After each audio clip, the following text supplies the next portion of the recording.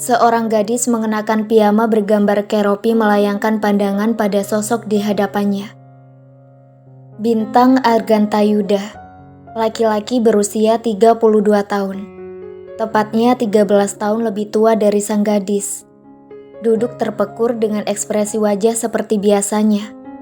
Datar, tenang, dan misterius. Gadis tomboy, tapi tetap cantik dengan rambut panjangnya, bernama Chandragita Nara, menggenggam secari kertas. Ini adalah malam pertamanya di Purwokerto, kota kelahiran laki-laki yang baru kemarin resmi menjadi suaminya, sekaligus tempatnya menimba ilmu di bangku universitas.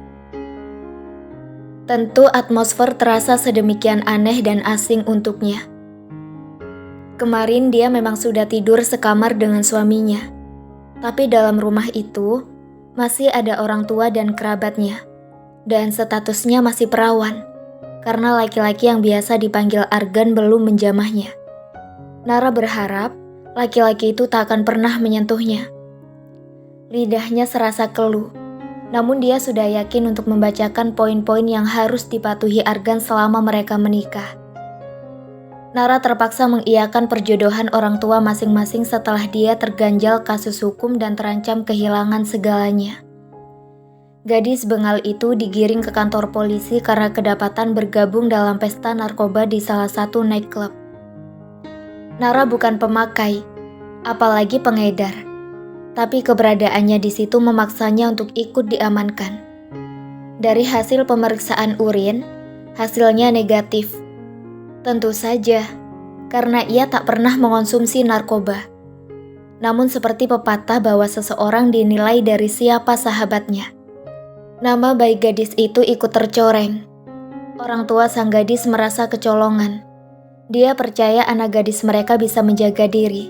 Kendati berat hati melepas putri bungsunya kuliah di perantauan, tapi mereka tak bisa menahan langkah sang putri yang akan berjuang meraih masa depan. Kepercayaan mereka justru dihianati. Ayah dan ibu Nara marah besar. Dia bersyukur memiliki sahabat lama yang tengah mencari istri untuk anaknya yang berstatus duda dengan satu anak laki-laki berusia 8 tahun. Istri sang duda meninggal dunia 3 tahun yang lalu. Yang membuat semua terasa seperti kebetulan yang manis adalah sang duda bekerja sebagai dosen di universitas tempat Nara kuliah. Hanya saja mereka beda fakultas. Berharap anak gadis ada yang menjaga dengan baik selama kuliah di Purwokerto, maka orang tua sang gadis mengusulkan pada sahabat lama mereka untuk menjodohkan anak-anak mereka. Gayung bersambut.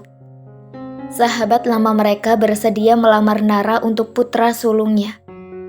Orang tua sang gadis bersyukur dan lega karena sang anak mendapatkan seorang suami yang religius, dan insya Allah bisa membimbingnya dengan baik. Mereka sudah lelah menyaksikan gaya hidup anak gadisnya yang cenderung liar, suka clubbing, dan seenaknya.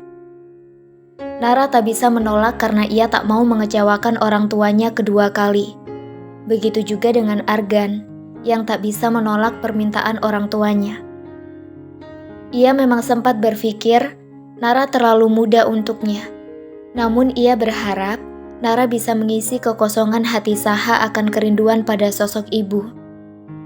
Ibunya meninggal saat Saha berusia 5 tahun. Meski anak itu lebih pantas dikatakan sebagai adik Nara dibanding anak tirinya. Nara menghembuskan nafas pelan. Pak, saya akan membacakan poin-poin yang harus Bapak patuhi. Argan terdiam. Ia mendengar ucapan gadis yang di matanya seperti anak kecil itu dengan seksama. Sungguh ia tak menyangka. Saat ini gadis yang berusia 13 tahun lebih muda darinya telah sah menjadi istrinya. Poin pertama, jangan sentuh saya sebelum saya wisuda. Saya tidak mau hamil sebelum lulus. Laki-laki gagah dan berwibawa itu cukup tersentak mendengar penuturan istrinya. Nara melirik suaminya sepintas. Ia akui ketampanan wajah Argan begitu menawan, namun ia tak mau terpikat. Seleranya bukan laki-laki yang jauh lebih tua darinya, meski dia tampak baby face sekalipun. Poin kedua, Jangan menganggap pernikahan ini nyata. Jangan menganggap saya sebagai istri. Sebenar-benarnya istri. Saya pun tak akan menganggap Bapak sebagai suami. Poin ketiga, jangan membebani saya dengan pekerjaan rumah tangga. Saya tak suka. Poin keempat, Bapak bebas berpacaran dengan wanita lain yang Bapak cintai.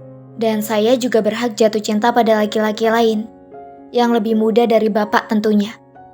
Poin kelima, Bapak jangan melarang saya bergaul dengan teman-teman dan beraktivitas di luar rumah. Saya juga nggak akan melarang Bapak. Poin keenam, izinkan saya untuk menjadi diri saya sendiri.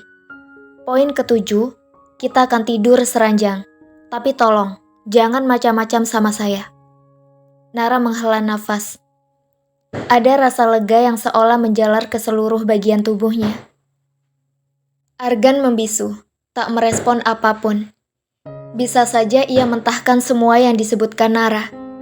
Saat ini, Nara sudah sah menjadi istrinya. Ada serangkaian kewajiban dan hak sebagai istri yang harus ia jalankan. Namun Argan cukup memahami. Nara hanyalah gadis 19 tahun yang masih labil. Ia bisa membaca kondisi psikis Nara tengah berantakan. Hancur lebur tak berbentuk. Siapapun akan tertekan dengan pernikahan yang tak diinginkan. Dia bisa melihat gadis itu begitu tertekan di balik pembawaannya yang terkesan sangar dan kuat. Ia putuskan untuk membiarkan Nara berbuat seenaknya mengaturnya. Paling tidak sampai kondisi psikisnya membaik. Boleh aku meminta sesuatu juga darimu? Argan menatap wajah polos dan cute Nara begitu menelisik. Nara sedikit salah tingkah.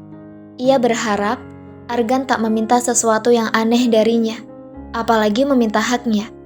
Nara sama sekali belum siap dan mungkin tak akan siap sampai beberapa tahun ke depan. Boleh, asal jangan macem-macem, tukas Nara. Aku gak minta banyak, cukup sayangi anakku. Minimal bacakan cerita sebelum dia tidur dan kecup keningnya. Itu saja. Argan menatapnya datar. Ia beranjak dan melangkah menuju kamar. Nara tercenung. Ia tidak begitu menyukai anak kecil. Dan sekarang, ia harus terbiasa dengan kehadiran Saha dalam kehidupannya. Nara beranjak dan berjalan menuju kamar Saha. Nara membuka sedikit pintu kamar dan melirik sang anak yang sudah terpejam. Nara memasuki kamar Saha yang bernuansa serba biru. Ia menutupkan selimut ke tubuh Saha dan mengecup kening anak itu. Saha di matanya adalah sosok anak pendiam dan tertutup. Saat pernikahan kemarin, ia terlihat datar dan lebih banyak menghampiri neneknya. Nara menduga, jauh di lubuk hati Saha, ia tak pernah menyetujui pernikahan ayahnya dan dirinya. Nara melirik selembar kertas yang tergeletak di meja belajar Saha. Nara memperhatikan baik-baik gambar yang tercetak di kertas itu. Ada laki-laki dewasa, perempuan dewasa, dan seorang anak laki-laki di tengah-tengah. Di bawah gambar masing-masing karakter ada tulisan yang menunjukkan siapa saja orang yang ada dalam gambar. Ayah, Saha, Ibu. Nara juga membaca satu kalimat berbunyi, I miss you, Ibu. Mendadak Nara tercekat. Seorang ibu tak akan pernah tergantikan di hati sang anak. Dengan hanya membaca sebaris kalimat itu, Nara bisa merasakan kerinduan Saha yang menggila akan sosok ibunya. Hatinya bergerimis. Belum reda kesedihannya karena pernikahan yang tak diharapkan ini, muncul kesedihan lain karena sang anak yang begitu merindukan sosok ibunya, dan belum bisa menerimanya sebagai bagian dari keluarganya.